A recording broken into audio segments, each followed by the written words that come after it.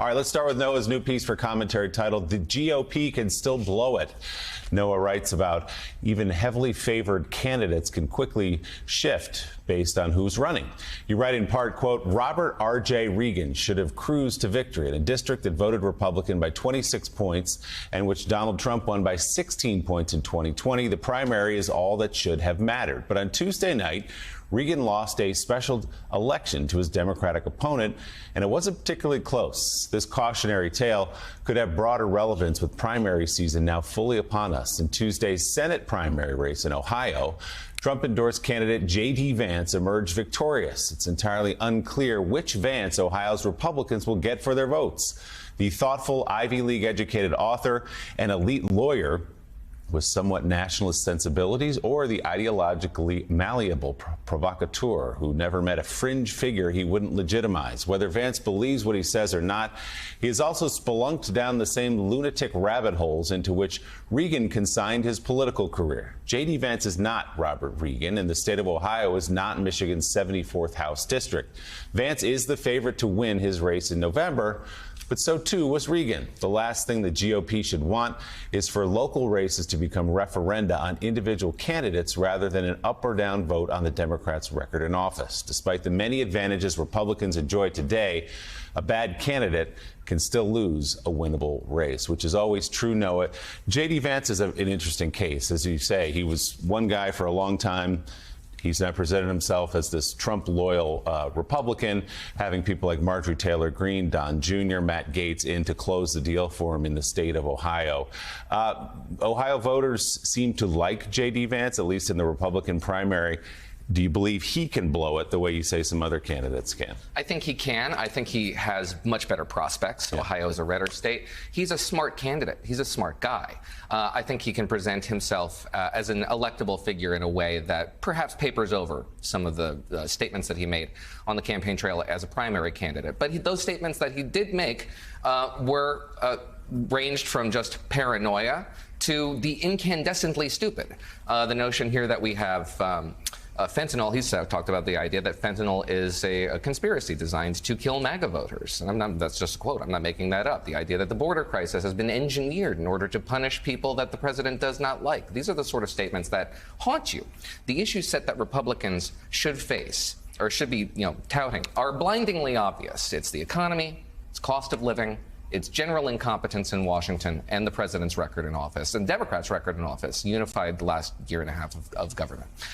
Anything off that message is off message. It's off brand. And it's the sort of thing that can alienate the kind of voters that you need to win.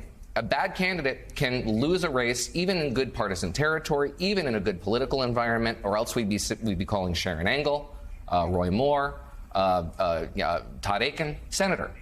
These are the sort of things that can swamp a candidate and can make the candidate the issue rather than the political environment. That's what we should be voting on. So, Noah, can you give us an autopsy on how Reagan lost? How crazy was he out there? What did he say? What did he do? Sort of the general stuff that really is attractive to the very online right. And if you're steeped in that environment, you can think that it has broader purchase. The sort of, obviously, 2020. Relitigating 2020, somehow using some mechanism to avenge that loss and wave the bloody tunic of Trump's presidency. Vaccine skepticism is another.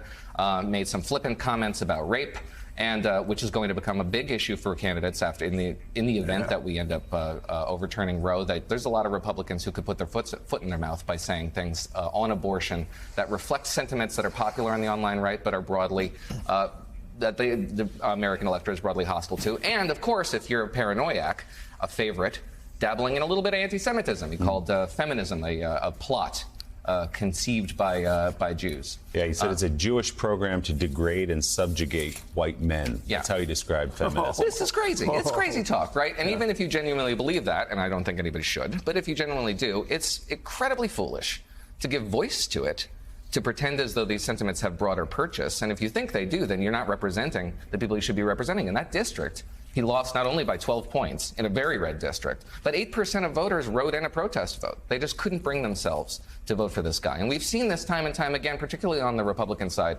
when primary voters elevate bad candidates in places where they should win, like Alabama. You can lose. The bloody tunic of the Trump presidency. Yeah, Noah Rothman. and Gene Robinson, this is the central issue for many of these candidates is the 2020 election. Still, an election almost 2 years ago, Regan and others sort of positioned themselves as these rabid defenders of Donald Trump, and that they tried to decertify the results and keep Joe Biden from office. J.D. Vance espoused the same argument. There was one candidate in the race in Ohio who refused to do that part, at least, and he lost. There's an interesting snapshot of that case in the state of Georgia, where an incumbent governor, Brian Kemp, is up against David Perdue, who leads every conversation, every debate with the election was stolen in 2020. He, though, is down by 25 points. So it's a case-by-case thing.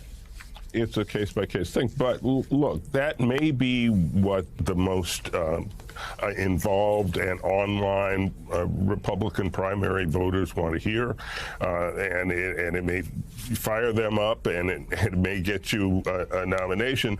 I don't believe that's what the general election electorate wants to hear.